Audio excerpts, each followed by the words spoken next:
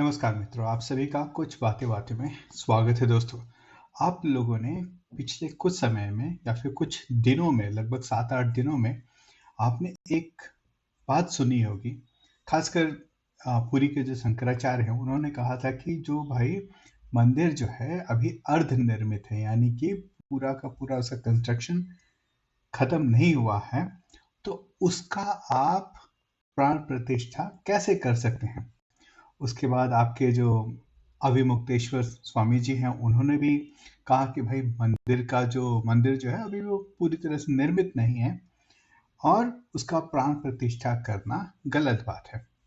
ठीक है दोस्तों, इसके साथ साथ जो राम जन्मभूमि तीर्थ क्षेत्र न्यास के जो मेंबर हैं, ठीक है, या फिर अध्यक्ष के हैं, आचार्य सत्येंद्र दास, उन्होंने कहा है कि भाई जो गर्भगृह है, जहाँ पे कि जो कि मेन मंदिर का भाग होता है, जहाँ पे कि भगवान की स्थापना की जाती है, जहाँ पे कि प्राण प्रतिष्ठा की जाती है, वो संपूर्णतः जो है रेडी हो गया है।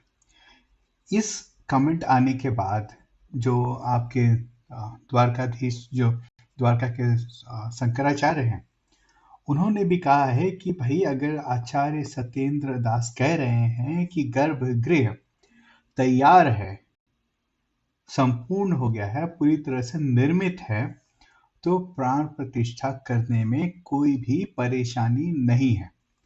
लेकिन कुछ समय से ये एक प्रोपेगेंडा चलाया जा रहा है कि भाई मंदिर जो है अभी तक बना नहीं है, और हमारे जो भारतीय जितने भी मंदिर हैं दोस्तों, उन भारतीय जितने भी आप भव्य मंदिरों को आप देखते हैं, उनको बनाने में सालों साल लग जाते हैं, कभी कभी एक एक सेंचुरीज में जो उनका आप जो ऐसा अस्तित्व देख रहे हैं, उन उस मंदिर के पूर्ण रूप में आते आते सेंचुरीज निकल जाती हैं।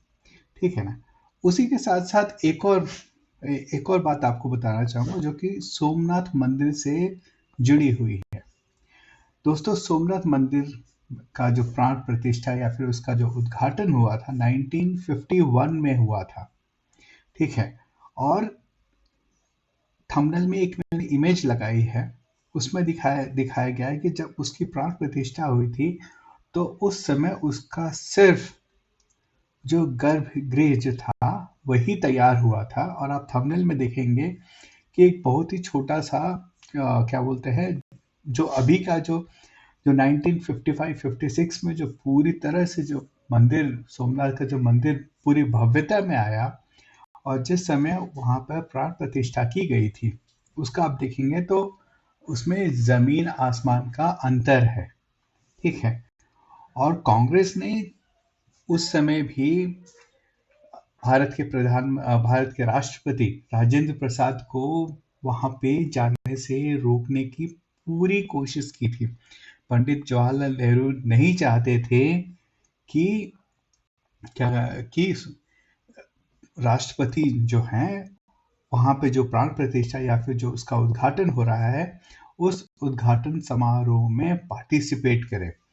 इनफैक्ट उन्होंने एक चिट्ठी लिखी थी, और उस चिट्ठी में उन्होंने कहा था कि भाई आप क्या ये सनातन का या फिर क्या बोलते हैं उसकी पुनरावृत्ति, या फिर कहते हैं कि उसका रिजुविनेशन के समारोह में आप क्यों जा रहे हैं, या क्या ये ऐसा कुछ हो रहा है क्या। और वो चाहते थे कि राजेंद्र प्रसाद जो है उस समारोह में ना जाएं, और राजेंद्र प्रसाद तो उनका एक कद था, और वो उस समारोह में गए और वहां पे उन्होंने एक भाषण भी दिया। लेकिन आपको ये भी पता होना चाहिए कि वो जो भाषण जो है, उस भाषण को भी प्रसारित नहीं करने दिया गया, और इनफैक्ट कहते हैं कि लोग कि वो भाषण सार्वजनिक तौर पर वो अभी प्रस्तुत है भी नहीं है। ठीक है ना। तो कांग्रेस ने सोमनाथ के मंदिर का उद्घाटन का भी बहिष्कार किया था, एक तरह से अगर कहें। और आज ये अलग अलग प्रकार के प्रोपेगेंडा, अलग अलग प्रकार के बहाने बना बनाकर, ठीक है, उन्होंने अयोध्या में राम मंदिर का जो प्राण प्रतिष्ठान का समारोह है, उस समारोह का भी उन्होंने बॉयकॉट किया है। और वो तो आपको एक बात समझ में आ गई, दो चीजें इस वीडियो से हैं। एक तो है कि भाई जो मंदिर का जो गर्भगृह है वो पूर्णतः कंप्लीट हो गया, उसका कंस्ट्रक्शन पूरा हो गया है। दूसरी बात यह है कि कांग्रेस ने 1951 में भी सोमनाथ मंदिर का जो प्राण प्रतिष्ठा हो रहा था, उद्घाटन हो रहा था, उसका उन्होंने विरोध किया था, बॉयकॉट किया था एक तरह से। ठीक है। और आज राम मंदिर का में जो प्राण प्रतिष्ठा का समारोह है, उसका भी वो लोग बॉयकॉट कर रहे हैं। सिंपल सा चीज है। और जो भी प्रोपेगेंडा चल रहा था, आई थिंक समय के साथ साथ धीरे धीरे लोगों को भी पता चल गया है कि भाई ये प्रोपेगेंडा चल रहा था। और जिन जिन शंकराचार्यों ने इसके ऊपर टिप्पणी की थी, उनसे रिलेटेड पहले की वीडियोस भी अब सामने आने लगी हैं। तो एक बात कहीं ना कहीं से निकल के तो आ रही है कि वो जो भी शंकराचार्य हैं, वो शायद से नरेंद्र मोदी या फिर भाजपा को पसंद नहीं करते हैं।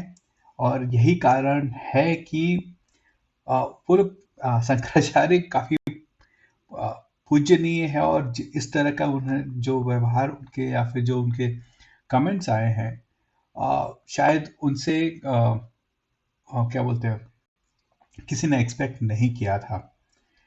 तो दोस्तों अभी के लिए बस इतना ही। फिर मिलते हैं। अगर वीडियो अच्छी लगे तो लाइक शेयर एंड सब्सक्राइब अवश्य करें। बहुत बहुत धन्यवाद दोस्तों।